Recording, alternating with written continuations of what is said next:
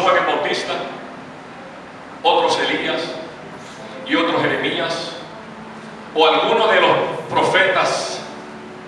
Hasta ahí la cosa estaba más o menos bien. Jesús le pregunta a sus discípulos: ¿qué cree la gente que yo soy? ¿Qué dice la gente que yo soy? Pero ¿saben? A Jesús no le interesaba tanto lo que la gente decía que él era, sino los que estaban cerca de él. Y les hace una pregunta en el versículo 17, el 16, el 15. Y él les dijo: ¿y vosotros? Pregúntale a la persona que está a su lado: ¿qué tú crees de mí? ¿Qué piensas de mí? ¿Saben? Jesús no estaba tan interesado en lo que la gente podía pensar, decir o hacer acerca de él. Él estaba más interesado en lo que la gente a su alrededor pensaba que él era. Muchas veces nosotros como cristianos nos preocupamos por lo que dice el pastor, por lo que dicen los miembros de la iglesia, y se nos olvida qué opinión tienen nuestros hijos de nosotros, qué opinión tiene nuestra esposa de nosotros, qué opinión tienen nuestros esposos. ¿Sabe? Para mí esto fue algo muy confrontativo cuando yo fui a hacerle esta pregunta a mis hijos. Le dije: hijos, ¿qué ustedes creen de su papá como hombre de Dios? Y me dijeron: un tremendo hombre de Dios. Y yo fui con una confianza a preguntarle a mis hijos, y un momento le dije: ¿y qué ustedes creen de papá como papá? Y yo estaba esperando estas respuestas que dijeran: eres el mejor papá del mundo, eres lo máximo. Pero uno de mis hijos me dijo: papi, tú eres buen padre, pero muchas veces cuando me dices que vienes, no vienes. Muchas veces me dices una cosa y haces otra. Y aquello confrontó mi corazón, y yo empecé a decirle: Señor, yo tengo que cambiar, porque yo no puedo ser lo que ellos saben que yo soy. Yo tengo que comenzar a ser el mejor padre, para que mis hijos en el día de mañana puedan decirle aquí a un hombre de Dios que lo que decía se cumplía. El peor error que podemos hacer como padres es disimular muchas cosas delante de la gente, pretender que somos alguien y en casa somos otro. Somos los más espirituales en la iglesia, y en la casa somos los más carnales. Los primeros que pegan, los primeros que gritan, los primeros que no estamos haciendo lo que el Padre haría. Por eso es importante que si usted es espiritual en la iglesia, también sea espiritual en la casa. Si usted es un hombre servidor en la iglesia, sirva en su casa. Si usted es un hombre amable en la iglesia, sea amable mejor en casa. Porque es allí donde Dios te va a pedir cuenta. No es lo que tú hiciste en el mundo, sino lo que hiciste en tu casa. Levantemos altares, levantemos que nuestros hogares sean altares de adoración, que nuestros hijos, nuestros esposos, nuestras esposas se sientan cómodas y no defraudados o defraudadas. Vemos muchos hombres o mujeres que no se sienten cómodos en casa, porque nuestros hogares se han convertido en cárceles y no en hogares. En cárceles donde aprisionamos, donde metemos presos nuestros hijos con nuestras palabras, metemos presos a nuestras esposas con nuestras palabras malas, feas, y se nos olvida que estamos construyendo o destruyendo el corazón de la gente que está a nuestro lado. Jesús nos dio el mejor de los ejemplos. Cuando Jesús iba a comenzar su ministerio, comenzó antes de llegar a la tierra. Quien le abrió el camino a Jesús fue un primo. Cuando Jesús todavía pensaba que su ministerio no era el momento para comenzar, quien le abrió el camino fue su mamá. ¿Cómo? Sí, Jesús estaba en unas bodas. Lea la historia, en las bodas de Caná, y mientras estaba en las bodas se acabó el vino, y le dice la madre: hijo, ya no hay vino. Y Jesús le dice: ¿qué tienes conmigo, mujer? Todavía mi tiempo no ha llegado. Lea la historia. En otras palabras, yo me da a entender que probablemente Jesús no sabía los tiempos quizás en ese momento, pero fue su madre quien le dijo: es tu tiempo para caminar, es tu tiempo para hacer el milagro. Y Jesús le dice: no es mi tiempo, ¿qué tienes conmigo, mujer?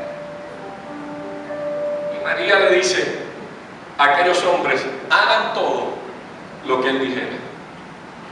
¿Qué les quiero decir? Los mejores ministerios Padre, madre, los puede comenzar usted en su casa, instruyendo al niño en su camino y no se apartará de él. En los mejores ministerios los puede construir usted en su hogar, dándole un abrazo a sus hijos, dándole un abrazo a su esposo, dándole un abrazo a su esposa y diciéndole: eres la bendición de Dios para mi vida. Dios te puso en mi camino para poder construir un hogar feliz, un hogar de bendición donde nuestros hijos crezcan en bendición, en gozo, en alegría. Dios me dio el privilegio, después de 10 años de estar solo, 8 años de estar solo.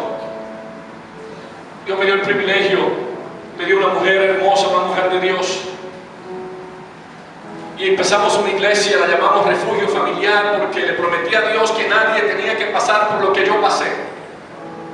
Y cuando estaba un día, la gente de la iglesia me llamaba a pedir consejos, matrimonios con problemas, y yo allá iba caminando porque yo iba a restaurar el matrimonio de fulano. Y me llamaba fulano o fulana y para allá me iba a arreglar el matrimonio. Y nunca me olvido un día que yo estaba medio peleando con mi esposa.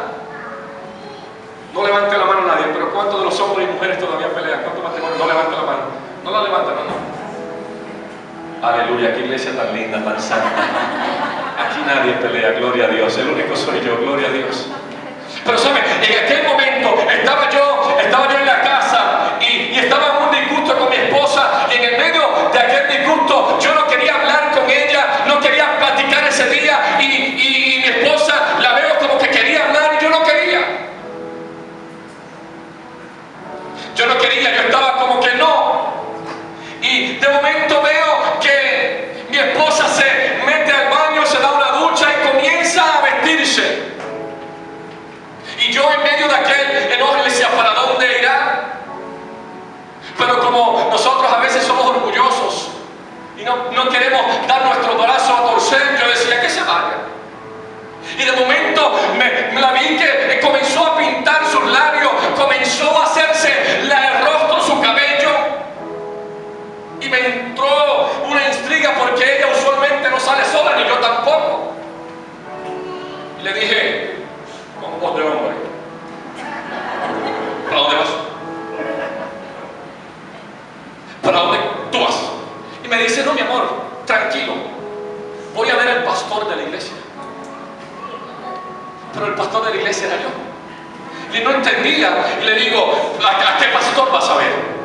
Me dice: voy a ver al pastor de la iglesia Refugio Familiar Cristiano, porque cuando a él lo llaman, él atiende sus ovejas. Y el Espíritu Santo me daba una cachetada en la cara bien dura y me dijo: el problema tuyo es que le resuelves el problema a todo el mundo y no puedes resolver el problema de tu casa. El pastor que ella iba a ver era a mí, porque como esposo no le estaba resolviendo, pero como pastor le iba a resolver.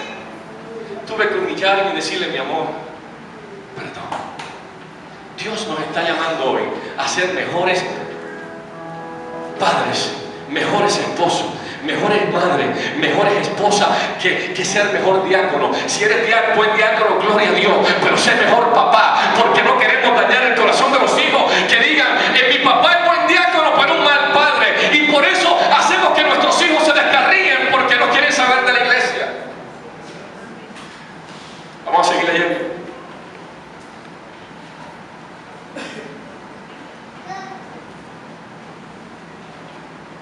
Versículo 16. Respondiendo Simón Pedro dijo: tú eres el Cristo, el Hijo del Dios viviente. Entonces le respondió Jesús: bienaventurado eres, Simón, hijo de Jonás, porque no te lo reveló carne ni sangre, sino mi Padre que está en los cielos.